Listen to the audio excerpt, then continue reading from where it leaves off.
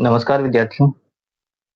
BKD classes YouTube channel आपके लिए लेकर आया है राजस्थान का इतिहास की संपूर्ण सीरीज।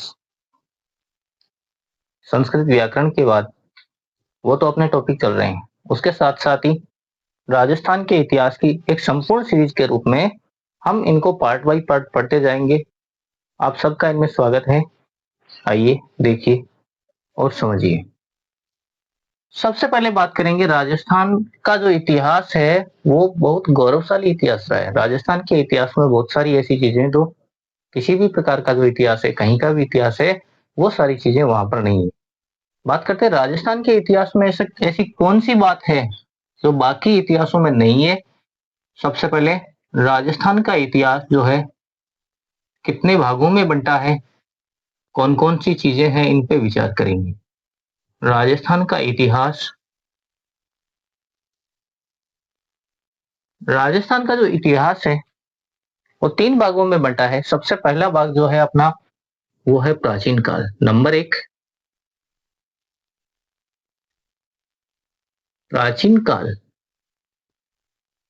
प्राचीन काल प्राचीन काल का जो समय था वो कब था, तो 6ठी से 7वीं शताब्दी के आसपास माना जाता है। 6ठी से 7वीं शताब्दी तक का जो काल है वो क्या कहलाता है, प्राचीन काल कहलाता है। इस समय क्या क्या कौन कौन सी चीजें हुई, कौन कौन से कार्य हुए, कितने हमें साक्ष्य मिले, इनके बारे में विचार करेंगे।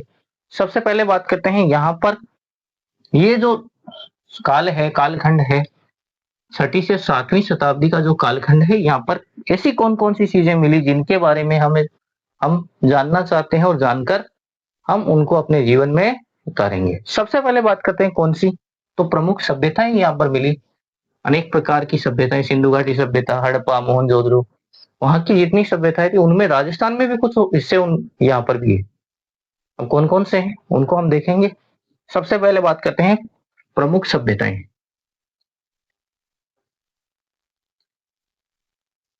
प्रमुख सभ्यताएं, अनेक सभ्यताएं थी। कौन कौन सी, कालीबंगा सबसे विश्व प्रसिद्ध सभ्यता है राजस्थान की, जिसका नाम है कालीबंगा।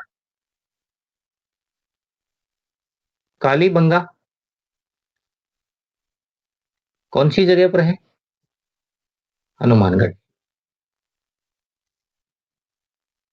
कालीबंगा कहां पर है, हनुमानगढ़ में है। और और कौन सी हो सकती है, कालीबंगा के बाद में आहड़ सभ्यता। आहड़ का स्थान कौन सा है, उदयपुर। आहड़ का कौन सा स्थान है, तो उदयपुर है। आहड़ सभ्यता कहां पर है, उदयपुर में। बैराट, बैराट कहाँ है, बैराट जयपुर में है। लेकिन इनसे भी कुछ प्राचीन और भी चीजें थी, कौन कौन सी थी उनके बारे में चर्चा करेंगे।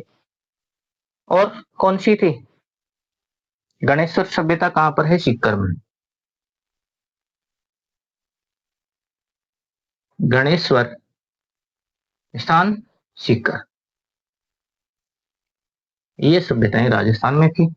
इनके अलावा एक दो और भी है, लेकिन हम उनको उस प्रकार से पढ़ेंगे जिस प्रकार से हमें जितनी इनकी जरूरत हो, जितनी हमें समझने की आवश्यकता हो, उसी प्रकार से इन सभ्यताओं को पढ़ेंगे। अब ये जो सभ्यता थी इनका क्या महत्व है, तो बात करते हैं महत्व की। क्या क्या महत्व है, सिंधु घाटी सभ्यता के अवशेष मिले हैं।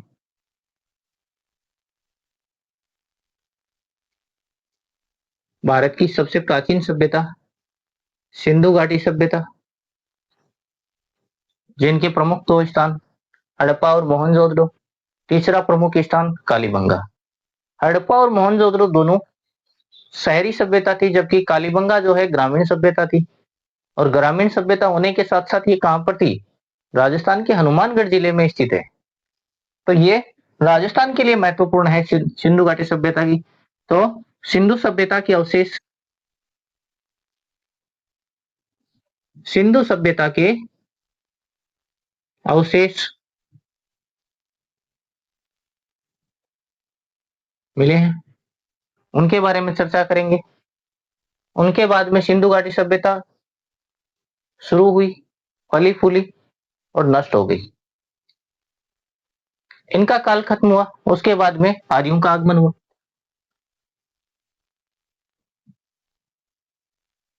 आर्यों का आगमन भारत में,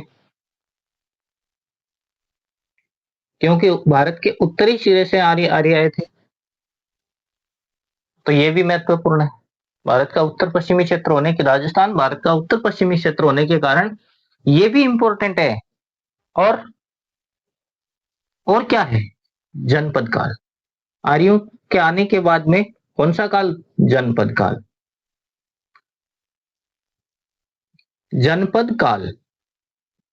कौन सा काल? जनपद काल। और क्या क्या मिले? साक्ष्य क्या क्या मिले यहां से? साक्ष्यों के बारे में चर्चा करेंगे। साक्ष्य कौन कौन से मिले? और कौन से साक्ष्य मिले हैं? तो साक्ष्य मिले हैं मौर्यकालीन जो शिलालेख है, ये भी प्राचीन है, यही समय है मौर्यकालीन शिलालेख।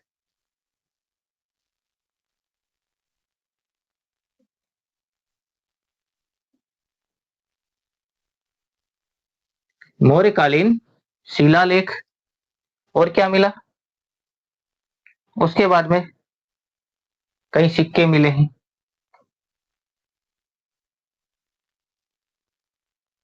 इन सब बातों पर चर्चा करेंगे हम कौन सी सभ्यता में? ये जो सबसे प्राचीन सभ्यता है, राजस्थान की जो प्राचीन सभ्यता की जिस श्रेणी में जिस सभ्यता को रखा जाता है, कौन सा काल था वो 6ठी से 7वीं शताब्दी का समय था। कौन सा समय था? 6ठी से 7वीं शताब्दी का जो समय है, उनको हम किस प्रकार से रखते हैं? तो उनको रखने के लिए क्या क्या चीजें चाहिए? काल कौन सा है? 3 भागों में बांटा गया है। पहला काल कौन सा है? 3 कालखंड है। कौन कौन से कालखंड है?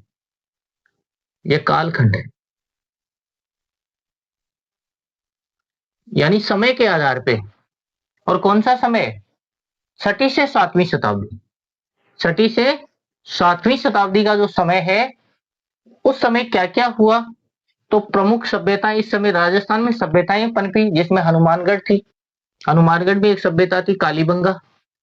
उदयपुर में आहड़, जयपुर में बेराट और सीकर में गणेश्वर। ये तो मुख्य सभ्यता होगी। सभ्यताएं तो और भी थी, लेकिन मुख्य सभ्यता यही थी। अब महत्व, सिंधु सभ्यता के यहाँ से अवशेष मिले। सिंधु सभ्यता के अवशेष राजस्थान से मिले इन चारों सभ्यताओं से, अलग अलग समय के। और क्या मिला है? इनके बाद में इतिहास हमें बताता है कि यहाँ पर आर्यों का आगमन हुआ। भारत में हुआ तो राजस्थान में भी आए थे आर्य, तो आर्यों का आगमन हुआ। आर्यों के आगमन के बाद कौन सा काल? जनपद काल। जनपद काल का उदय हुआ, जनपद से महाजनपद बने। और यहां से कौन किन साक्ष्यों के आधार पे हम इनको पढ़ते हैं? तो एक तो मौर्यकालीन शिलालेख है और सिक्के। प्राचीन अवशेष तो है ही, कालीबंगा के अवशेष हमें मिलते हैं, आहड़ के अवशेष मिलते हैं, बेराट के मिलते हैं, गणेश्वर के मिलते हैं। इन सभी सभ्यताओं के अवशेष मिले हैं। और आर्यों के आगमन के बाद में आर्यों ने एक नई परंपरा की शुरुआत की थी, जिसे राजस्थान में कहा जाता है जनपद काल। उनके बाद में साक्ष्य, मौर्यकालीन शिलालेख और सिक्के। ये तो सारे के सारे हो गए कौन से काल के? प्राचीन काल के। राजस्थान का इतिहास का पहला कालखंड कौन सा कालखंड? प्राचीन कालखंड। अब बात करते हैं दूसरे कालखंड की। दूसरे कालखंड को हम 2 भागों में विभाजित करेंगे। कितने भागों में विभाजित करेंगे? 2 भागों में विभाजित करेंगे। किसको? अगला जो 2 नंबर का कालखंड है, जिसे मध्य कालखंड कहा जाता है, उसको हम 2 भागों में विभाजित करके पढ़ेंगे। देख लो एक बार ढंग से कौन कौन सी चीजें हैं। अब यहां से कौन कौन से सवाल बनने वाले हैं? तो सवाल तो अभी आप जब संपूर्ण कालखंड पढ़ेंगे तो यहां से बहुत सारे सवाल परीक्षा में पूछे जाते हैं, कि किसी भी प्रतियोगिता परीक्षा में इस प्रकार से सवाल सामने आते हैं, देखने को मिलते हैं। कौन कौन से सवाल हैं जो हम उनकी चर्चा करेंगे? अभी तो केवल क्या है, हम उनका इंट्रोडक्शन पढ़ रहे हैं, उनका परिचय पढ़ रहे हैं। परिचय किस प्रकार से? अब आपका पहला सवाल यहां से ये बन सकता है कि राजस्थान के इतिहास को कितने कालखंडों में विभाजित किया जाता है? कितने कालखंडों में? कितने कालखंडों में विभाजित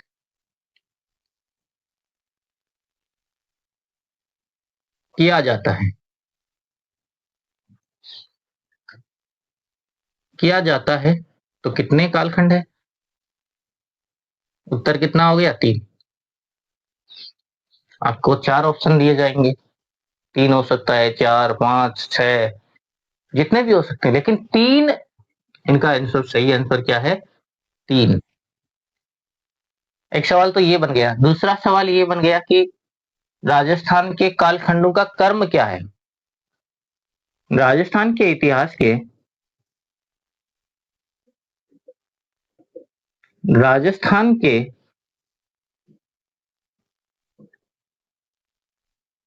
इतिहास के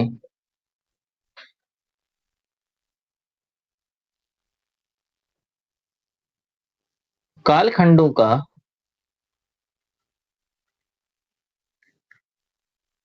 क्रम क्या है? 4 ऑप्शन दिए जाते हैं।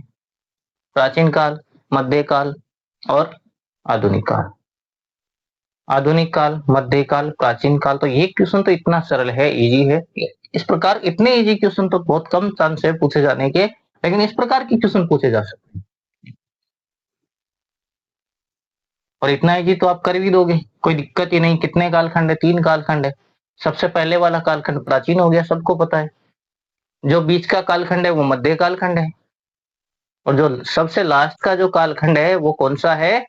तो वो आधुनिक कालखंड है। यहाँ से क्वेश्चन बनते जरूर हैं, लेकिन इतने आसान क्वेश्चन नहीं पूछे जाते हैं परीक्षा में। फिर भी आपको आपको ध्यान रखना है। कई बार ऐसा होता है कि जो पेपर बनाने वाले लोग हैं वो ये देखते हैं कि आपने गहराई से तो पढ़ लिया है, लेकिन ऊपर का कितना पढ़ा है। तो क्वेश्चन इसी प्रकार से पूछ सकते हैं, क्वेश्चन को घुमाया भी जा सकता है। अब बात करेंगे आगे। ये तो हो गया अपना प्राचीन कालखंड, राजस्थान के इतिहास का प्राचीन कालखंड। जिनके भाग है, जिनका पहला भाग है प्राचीन काल, दूसरा भाग है मध्यकाल, और तीसरा भाग है आधुनिक काल। प्राचीन काल हमने पढ़ लिया है। अब पढ़ेंगे हम कौन सा काल? कौन सा काल पढ़ेंगे? मध्यकाल पढ़ेंगे। नंबर 2, मध्यकाल। इस समय क्या हुआ था राजस्थान? ये दूसरा काल है। ये कहां से कहां तक है? समय कितना है? समय है 7वीं शताब्दी से। हमने 7वीं शताब्दी छोड़ा था। 6वीं से 7वीं शताब्दी प्राचीन काल था, तो 7वीं शताब्दी से स्टार्ट होकर कहां तक चलता है? 7वीं शताब्दी से 18वीं शताब्दी तक।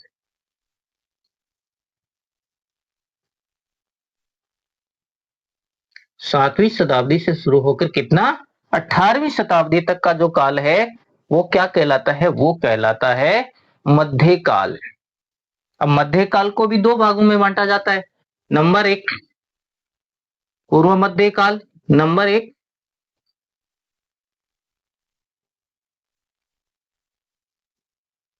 पूर्व मध्यकाल। इस काल में क्या हुआ था? पूर्व मध्य काल की बात करते हैं तो इस काल में क्या हुआ था? इस काल में राजस्थान में कुछ जो राजवंश थे जिनकी स्थापना हुई थी, कौन कौन से थे? गुर्जर थे, प्रतिहार थे, चौहान थे और गुइल थे। गुर्जर,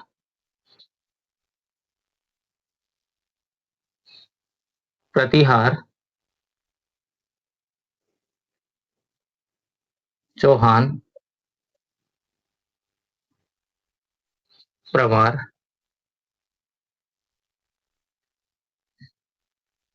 और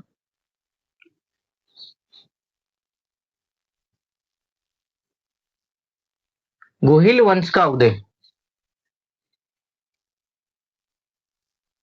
गोहिल वंश का उदय, ये काल था जिनमें ये राजवंश आए, यहाँ पे फले फूले, और फिर क्या हुआ, एक राजवंश आया, उसने अपना राज्य स्थापित किया, दूसरा आया उसने अपना राज्य स्थापित किया, उसके बाद में तीसरा आया उसने अपना राज्य स्थापित किया, ऐसे चलते रहे।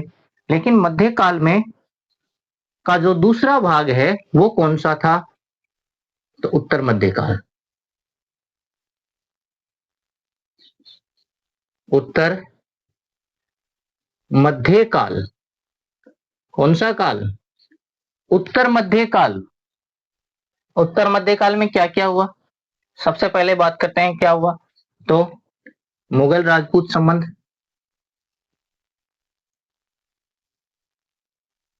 मुगल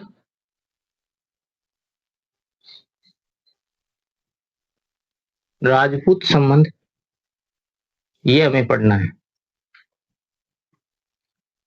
राजपूतों का राज्य था और मुगलों के साथ उन्होंने किस प्रकार से संबंध स्थापित किए, कुछ लोगों का संबंध अच्छा था तो कुछ लोगों का बुरा था। कोई मुगलों के साथ मिलकर काम कर रहा था तो कोई उनसे दूर होकर काम कर रहा था। महाराणा प्रताप जैसे महान जो योद्धा थे जिन्होंने मुगलों की कभी नहीं सुनी। अब बात करें इस काल में क्या हुआ, इस काल में हल्दी घाटी जैसा युद्ध भी हुआ था और मराठों का आक्रमण, मराठों का आक्रमण,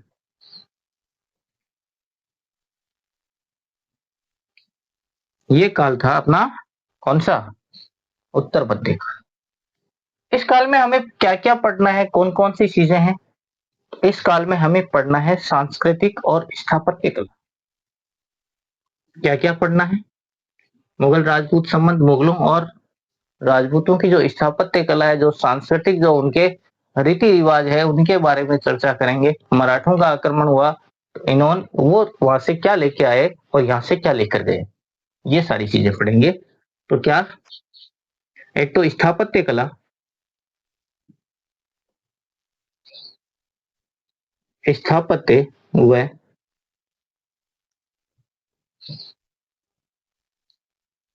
सांस्कृतिक कला, इन दो बातों के बारे में हम चर्चा करेंगे। कौन से काल में, उत्तर मध्य काल। कौन से काल में चर्चा करेंगे, उत्तर मध्य काल में इन चीजों की चर्चा करेंगे कि मुगल राजपूतों का संबंध कैसा था, या आक्रमण था किनका, मराठों का, तो उनके बारे में चर्चा करेंगे। लेकिन मुगल राजपूतों का जो संबंध था उससे यहाँ पर कुछ बदलाव हुए, कुछ चीजें नई आई, जैसे स्थापत्य कला में क्या परिवर्तन आया, सांस्कृतिक कला किस प्रकार की थी, इन बातों की चर्चा हम इस काल में करेंगे। और अगला काल कौन सा है, तो अगला काल है आधुनिक काल। ये अपना कौन सा हो गया, मध्यकाल। और मध्यकाल का समय कितना था, 7वीं से 18वीं शताब्दी। 7वीं से लेकर 18वीं शताब्दी का जो समय था, इनको दो भागों में बांटा गया है। जो पूर्व मध्यकाल था, जो मध्यकाल का जो पहला पार्ट था, उसमें क्या क्या थे, उसमें गुर्जर थे, प्रतिहार थे, चौहान थे, परमार थे, गोहिल थे। लेकिन ये सारे के सारे राजपूत तो थे, लेकिन इनके साथ में मुगल नहीं थे। उत्तर काल में मुगलों की यहाँ पर जो है, मुगलों का प्रवेश हो गया और मुगलों ने राजपूतों के साथ किस प्रकार से संबंध बनाए, मराठों ने आक्रमण किया तो उनका परिणाम क्या रहा, इनकी सांस्कृतिक और स्थापत्य कला कौन सी थी, या किस प्रकार से उनको ये दोनों कलाएं, दोनों जो साम्राज्यों की कलाएं मिक्स हो गई। कौन कौन से साम्राज्य, मुगल और राजपूत दोनों की, और एक नई कला के रूप में हमें क्या देखने को मिला, इनकी चर्चा हम करेंगे अभी। अब बात करते हैं अगले की। क्या क्या क्या बात करेंगे, किस बारे में बात करेंगे, अभी देखते हैं।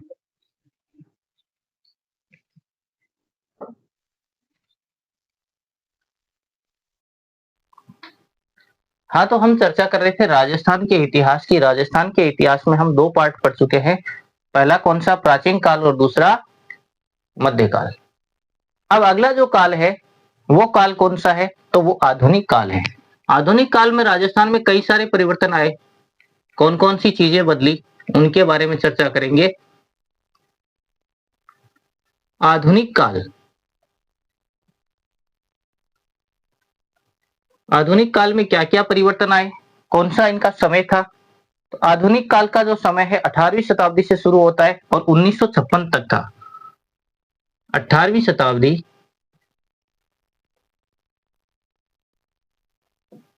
18वीं शताब्दी से 1956 तक,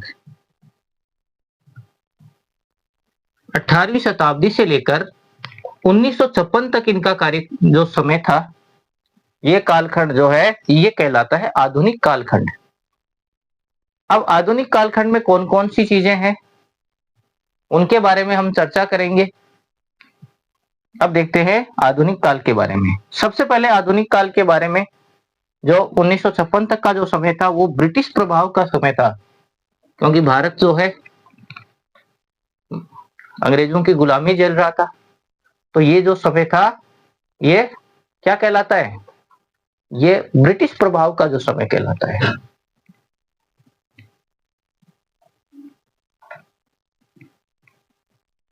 ब्रिटिश प्रभाव।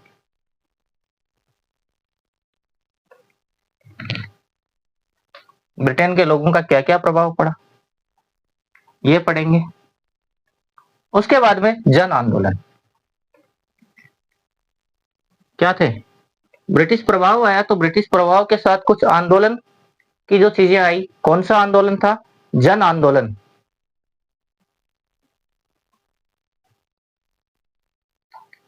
जन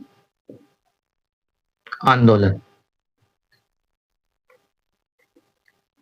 देखो, किसी भी प्रकार की कोई क्रिया होती है तो उस क्रिया की प्रतिक्रिया जरूर होती है। क्या प्रतिक्रिया हुई, क्या-क्या इनके परिणाम आए? तो ब्रिटिश प्रभाव का जो सबसे पहला परिणाम आया वो था किसान आंदोलन के रूप में। किसान आंदोलन,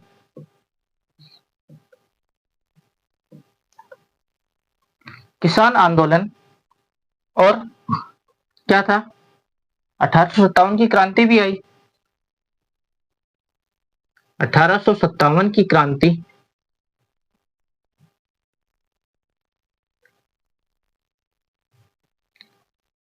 किसान आंदोलन, 1857 की क्रांति, और क्या था? और था प्रजामंडल आंदोलन। प्रजामंडल आंदोलन, इनके रूप में ये सारी चीजें देखने को मिली। अब इनके बाद में क्या आया? राजस्थान जो भारत है वो आजाद हो गया। इनके परिणामों से, इन आंदोलनों का परिणाम ये हुआ कि भारत आजाद हो गया 15 अगस्त 1947 को। अब भारत आजाद हो गया तो क्या सामने देखने को आया? राजस्थान टुकड़ों में बिखरा हुआ था। राजस्थान में अलग-अलग रियासतें थी, अलग-अलग राजाओं का साम्राज्य था। उस साम्राज्य को एक करने का जो काम था वो कहलाता है राजस्थान का एकीकरण। क्या? राजस्थान का एकीकरण। कौन सा कालखंड था? समय कौन सा था? समय था 18 मार्च 1948 से 1 नवंबर 1956 तक। 18 मार्च 1948, 47 में भारत आजाद हुआ था। उसके बाद में एकीकरण शुरू हुआ और 1 नवंबर 1947 को संपूर्ण राजस्थान बनकर तैयार हमारे सामने हो गया।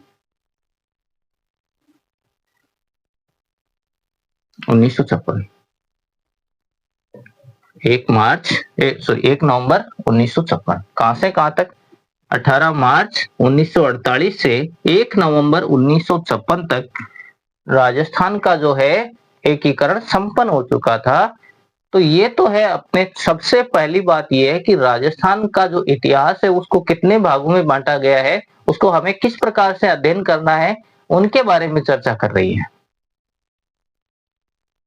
अभी संपूर्ण इतिहास को हमने 3 भागों में बांटा, 3 भागों के भी हमने प्रभाग किए। सबसे पहले प्रभाग किए 2, किसके? मध्यकाल के। मध्यकाल को हमने 2 भागों में पढ़ा। कौन-कौन से भाग थे? उत्तर मध्यकाल और पूर्व मध्यकाल। पहले पूर्व मध्यकाल, बाद में उत्तर मध्यकाल। पूर्व का अर्थ पहले, उत्तर का मतलब बाद में। उसके बाद में हमने राजस्थान के आधुनिक जो इतिहास की बात की, तो इसमें जो समय था, तो कालखंड था, वो कितना था? 18वीं शताब्दी से लेकर 1956 तक का समय हमने तय किया था। और इस समय हमने क्या पढ़े? ब्रिटिश के प्रभाव, ब्रिटिश शासन के क्या-क्या प्रभाव, ब्रिटिश शासन काल में कौन-कौन से प्रभाव राजस्थान पर पड़े, उनके बारे में चर्चा हुई। उनके बाद में राजस्थान में जन आंदोलन हुए। तो कौन से जन आंदोलन हुए? किसान आंदोलन हुआ, 1857 की क्रांति हुई और प्रजामंडल हुआ। ये सारी चीजें हमने पढ़ी। और उसके बाद में राजस्थान का एकीकरण, राजस्थान के एकीकरण में कौन-कौन सी चीजें थी, कब शुरू हुआ? 18 मार्च 1948 को शुरू हुआ और खत्म कब हुआ? 1 नवंबर 1956 को पूरा हो गया। तो ये था अपना जो राजस्थान के इतिहास का परिचय। राजस्थान के इतिहास का परिचय की बात कर रहे हैं हम, केवल इसका परिचय पढ़ रहे हैं अभी, उससे ज्यादा कुछ नहीं। कुछ सवाल बनते हैं। राजस्थान का एकीकरण कब से कब तक हुआ? ये हो सकता है 1857 की क्रांति के बारे में समझेंगे। राजस्थान का जो आधुनिक कालखंड है, इतिहास का जो आधुनिक कालखंड है, वो कहां से शुरू होता है? 18वीं शताब्दी से शुरू होता है। खत्म कहां से होता है, कहां पर होता है? 1956 पर। कहां तक? 1 नवंबर 1956 तक। 1 नवंबर 1956 को राजस्थान का एकीकरण हो गया और उसके बाद में संपूर्ण राजस्थान का निर्माण हो गया। तो ये था अपना राजस्थान और राजस्थान का इतिहास और उसका परिचय। अब हम अगले भाग में पढ़ेंगे राजस्थान के जनपद और पौराणिक महत्व है। अगला भाग क्या है? राजस्थान में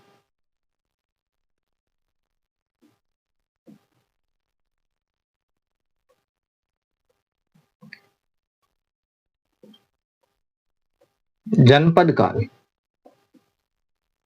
और उनका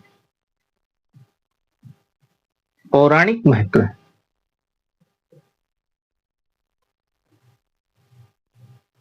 पौराणिक महत्व, इसके बारे में चर्चा करेंगे हम अगले भाग में। तब तक के लिए धन्यवाद। आप अपना प्यार ऐसे ही बनाए रखें। कोशिश करेंगे कि आपको बेहतर से बेहतर कंटेंट आप तक पहुंचाएं, आपको उपलब्ध करवाया जाए। Thank you.